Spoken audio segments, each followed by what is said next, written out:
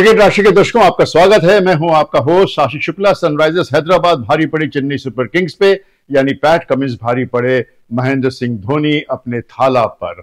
और एक तरह से पैट कमिंस ने महेंद्र सिंह धोनी को कप्तानी की पाठशाला में एक नया अनुभव कराया, एक नई सीख दी। आप कहेंगे कि यह कैसे हुआ, क्योंकि चेन्नई सुपर किंग्स के कप्तान तो ऋतुराज गायकवाड़ हैं, धोनी तो है नहीं कप्तान। तो आप उनके बारे में यह बात क्यों कह सकते हैं? वो हम इसलिए कह रहे हैं कि जब चेन्नई सुपर किंग्स जीतती है तो आप धोनी धोनी धोनी कहना शुरू कर देते हैं कि धोनी की वजह से सब कुछ हो रहा है। जब हारती है तो आप धोनी के बारे में क्यों नहीं कहते? अब आप सबसे पहला उदाहरण लीजिए। मैं आपके सामने आज 3-4 उदाहरण रखता हूं। पहला तो अभिषेक शर्मा से उन्होंने गेंदबाजी की शुरुआत कराई। पैट कमिंस ने उन्होंने विकेट को पहले से ही भांप लिया था कि यह विकेट किस तरह से होगा।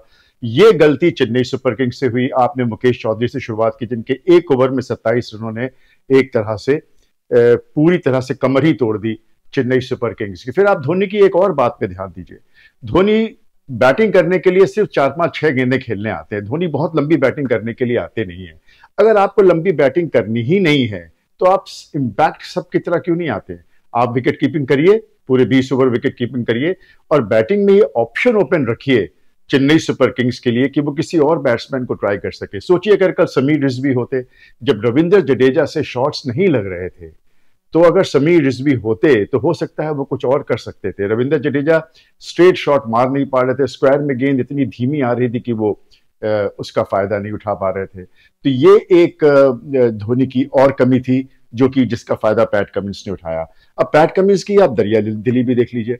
रविंद्र जडेजा एक बार बिल्कुल विकेट कीपर और गेंदबाज के बीच में आ गए, विकेट और गेंदबाज के बीच में आ गए और उन्होंने एक तरह से गेंदबाज को नॉन स्ट्राइकर एंड पे या स्ट्राइकर एंड पे थ्रो करने से एक तरह से रोक दिया, जिसकी वजह से वो ऑब्स्ट्रक्शन ऑफ फील्ड के अंदर में वो बात आती है। और ऐसे में अगर अपील की जाए तो बैट्समैन आउट दिया जाता है। अपील हुई भी सनराइजर्स हैदराबाद से, लेकिन पैट कमिंस ने वो अपील वापस ले ली, एक अपनी दरिया दिली दिखाई। लेकिन कल के मैच की जो सबसे बड़ी विशेषता थी वो ये थी स्लो बाउंसर्स का इस्तेमाल, स्लो बाउंसर्स का, ऑफ कटर्स का, लेग कटर्स का जिस तरह से इस्तेमाल सनराइजर्स हैदराबाद की टीम ने किया, वो एक बेमिसाल था। और एक जो लेसन जो न केवल धोनी को लेकिन बाकी सारी टीमों को जाना चाहिए, वो ये कि जब आपको 2 बाउंसर्स अलाउड हैं तो क्या आप उसका पूरी तरह से इस्तेमाल कर पा रहे हैं?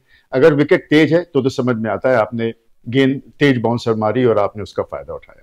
लेकिन अगर स्लो है तो स्लो विकेट पे आप कैसे स्लो बाउंसर का फायदा उठाएं? क्योंकि बाउंसर को आप कैसे स्लो बाउंसर को मारेंगे? अगर आप पीछे मारने जाते हैं तो गेंद में इतनी गति तो होती नहीं, वो खड़ी हो जाएगी, या तो वो लेग स्लिप पे आउट हो जाएगी या फाइन लेग या थर्ड मैन पे आउट हो जाएगी। और अगर आप सीधे मारना चाहें तो उस गेंद में इतनी पेस है नहीं जिसमें आप पूरी ताकत लगा सके।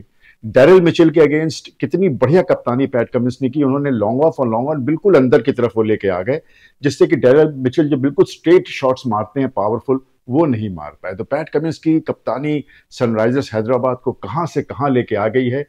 कहां उनका पिछले सीजन में परफॉर्मेंस कैसा रहा था और अब तक के सीजन में पैट कमिंस की कप्तानी में सनराइजर्स हैदराबाद ने मुंबई और चेन्नई दोनों को हराया है। दोनों 5-5 बार आईपीएल टीम की विनर हैं। तो जो 20 करोड़ 50 लाख में पैट कमिंस खरीदे गए थे, वो अपनी उपयोगिता पूरी तरह से सिद्ध कर रहे हैं। पैट कमिंस की कप्तानी मुझे लगता है सबको लेके चलने वाली है। इंडियन प्लेयर्स का सेटअप हो, उसमें विदेशी कप्तान अपने को एडजस्ट कर ले, ये पैट कमिंस की खूबी है। और ये सारी बातें सीएसके से छुपी नहीं होंगी, धोनी से भी नहीं छुपी होंगी।